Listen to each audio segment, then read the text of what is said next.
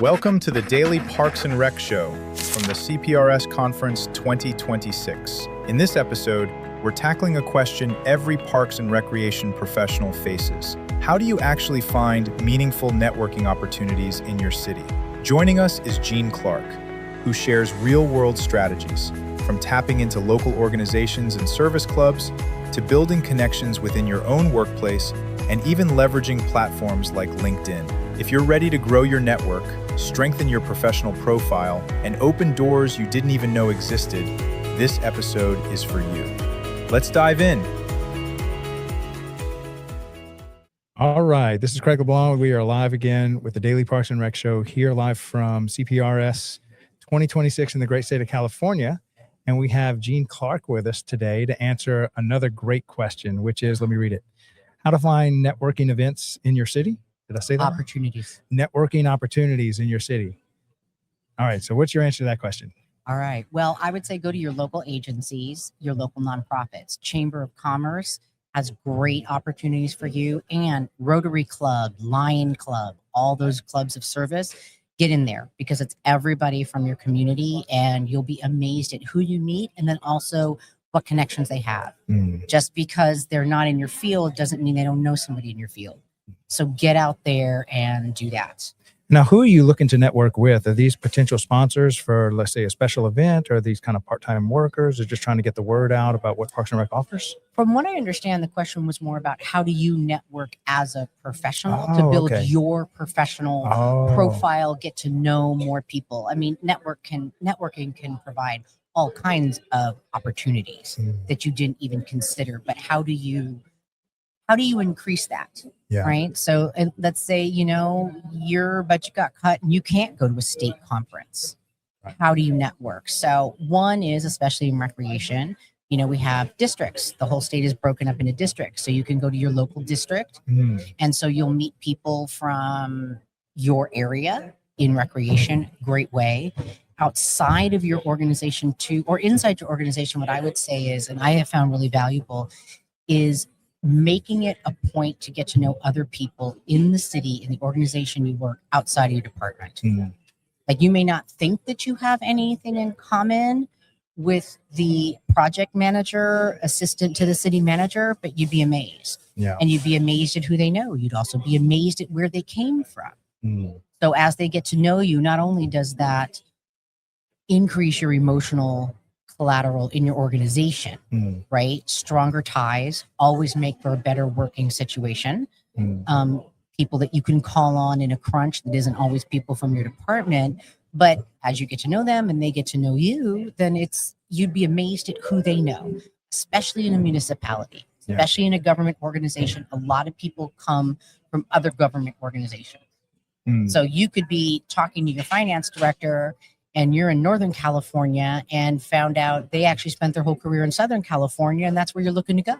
So really reaching out and making that connection within your own organization. It's free, so unless you're taking him to lunch, but it's, it's really great. And I think people forget to do that outside of business. Right. Yeah. Right.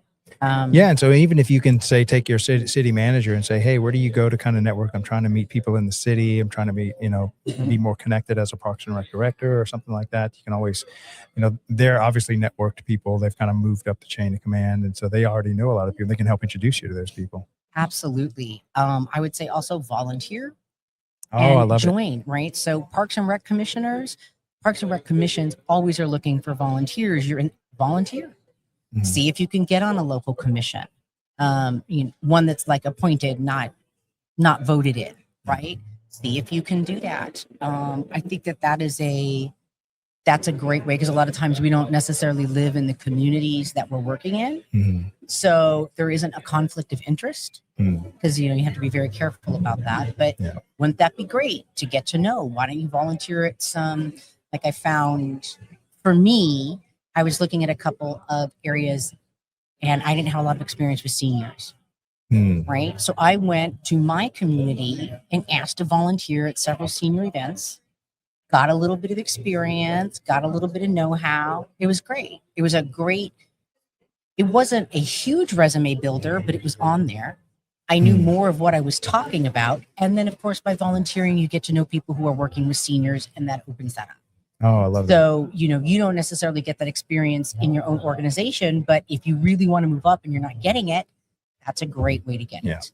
Yeah, and I can tell you another great place is LinkedIn. We do a lot of our Yes. content on LinkedIn, and there are so many Parks and Rec professionals on there as individuals, not just as a department or something.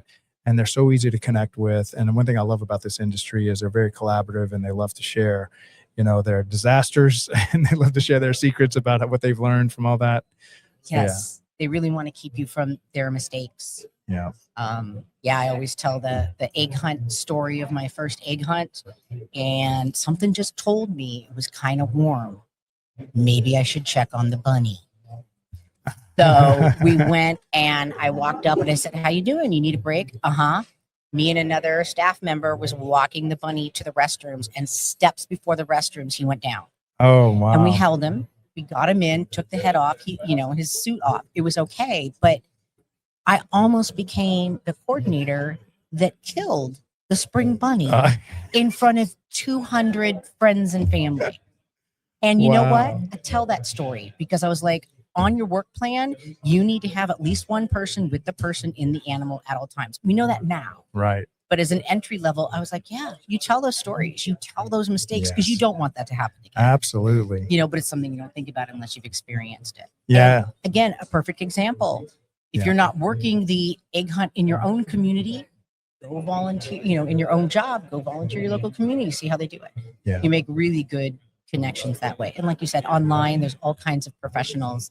I think I focus more on in person because sometimes that's the catch that gets missed. Yeah.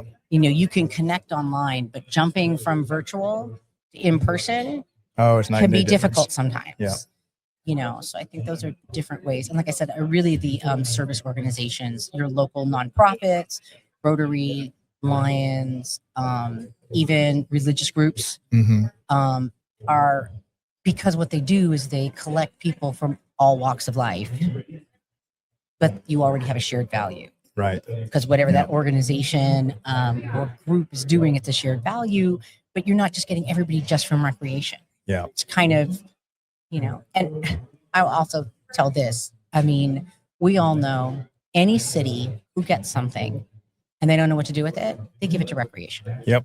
So you'll see it. I've seen recreation that has water treatment.